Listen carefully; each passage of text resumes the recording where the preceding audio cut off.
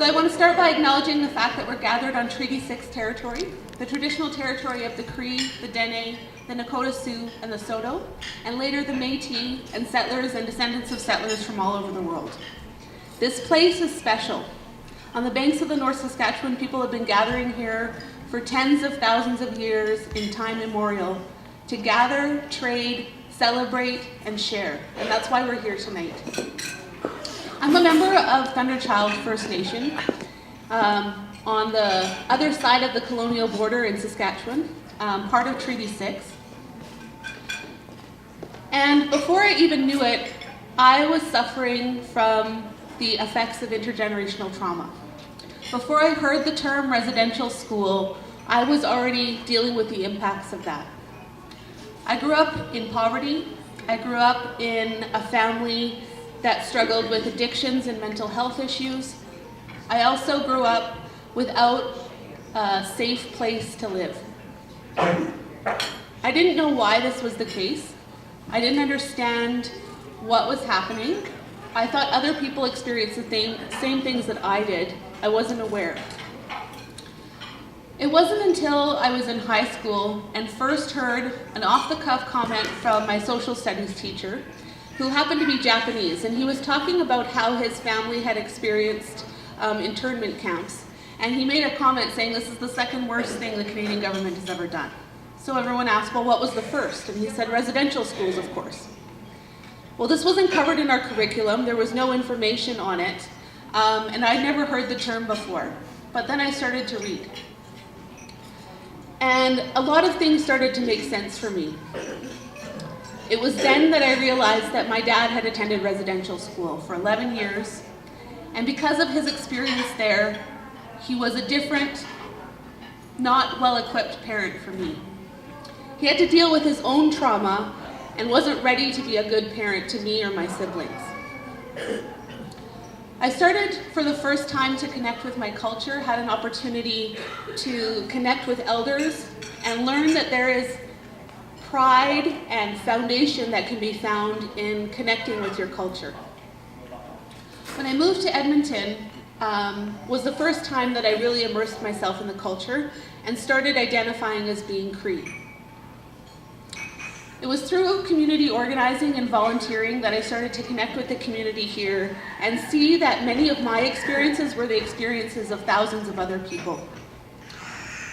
Although when you look at me, you don't automatically assume that I'm Indigenous. You don't automatically assume that I've suffered from trauma. You don't automatically assume that my aunt 20 years ago was murdered and is on the list of missing and murdered Indigenous women. We make judgments about people all the time based on what we see. We don't know what they're dealing with. When the Truth and Reconciliation Commission came to town in March of 2014, this was the first time in my lifetime that I heard non-Indigenous people talking about residential school. It was on the nightly news every night. It was on the front page of the paper. People were talking about it. A lot of people were learning about it for the first time. They hadn't heard about it before and were going through some of the same emotions I had dealt with. Being ashamed, angry, sad, frustrated, and wanting to do something. So that action initiated for me lots of great conversations. People were looking for resources, looking for ways to learn more, looking for ways to activate their emotions in a positive way.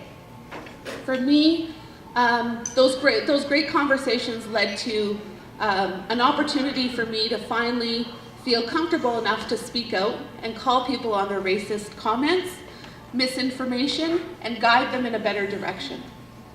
As a year passed after the Truth and Reconciliation Commission, I saw a lot of great conversations that happened over those 12 months, but I was waiting for something bigger. I thought, enough talking, something needs to happen. So I waited, expecting some big government announcement, some policy change, some monument. I didn't know, but I thought something would happen. And nothing was happening. And I got really angry. I thought, what was the point? Why did myself and 6,000 other people get up in front of thousands of people and tell their stories and their experience if a year later it didn't even matter. On March 27th of 2015, I heard about a small gathering that was happening in Churchill Square. So I showed up, and that was the 1-year anniversary of the Education Day of the TRC event. And about 100 people gathered in Churchill Square and had a round dance for about 15 minutes and dispersed. And I thought, this was it? This is what I waited a year for? So I went home that night and thought, okay, I can't be mad that nothing's being done if I'm not doing something. I sent out an email to about 50 people who I'd had conversations with over the last year and said, we need to do something. A few days later, on March 30th, was the 1-year anniversary of me giving my statement to the Truth and Reconciliation Commission as an intergenerational survivor, putting a face to the fact that the impacts exist today and will continue to exist if we're not doing something about it. Thank goodness all 50 people couldn't come to my house, but ended up with a small group of 6 women in my living room. And we watched my statement, 18-minute long recorded video, and we talked about what can we do.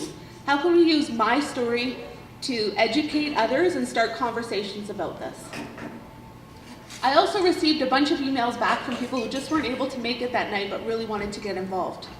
So a few weeks later, I booked a space at the public library to gather this larger group. And I found out that you can't book a space at the public library unless you're an organization, so I said, we're RISE, Reconciliation and Solidarity Edmonton. And we were born. From that night, less than 2 years ago, we have been able to invite over 15,000 Edmontonians to the cause of reconciliation through projects, programs, events, workshops, as well as via social media, just to spread information. We've done this with less than $5,000, and this is what I think about as the real change that needs to exist. Reconciliation on its fundamental level is about relationship building. That happens one-on-one through conversations and people being open and willing to listen, learn, and understand each other. My work has always been in community organizing. I've worked in the not-for-profit sector for 20 years now, and this is just an extension of that. Another great opportunity, which has led to my next path, is our current city council is not diverse in a lot of ways. So the obvious way is gender. Out of 13 members of city council, we have 1 female.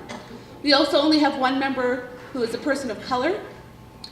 Most people come from a similar background. The average age is 54. If you look at our current city council, I don't think that represents the Edmonton that I live in. Edmonton has been a settlement for over 100 years.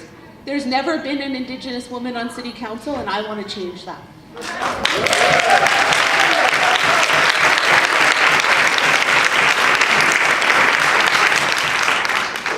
I think each of us have an opportunity to think about the privilege that we hold. As women, as allies of women, that doesn't always seem like we come from a place of privilege. But we have to think about the intersectionality that exists between all women. People living in poverty, people who come from immigrants or refugees or Indigenous women that are struggling in different ways that we're always not identifiable with. We have to use our voices, our influence in the space that we occupy to speak for those and create space for those who can't speak for themselves. I hope to be able to do that and to serve the public in a way that has never been done in our city. Thank you very much.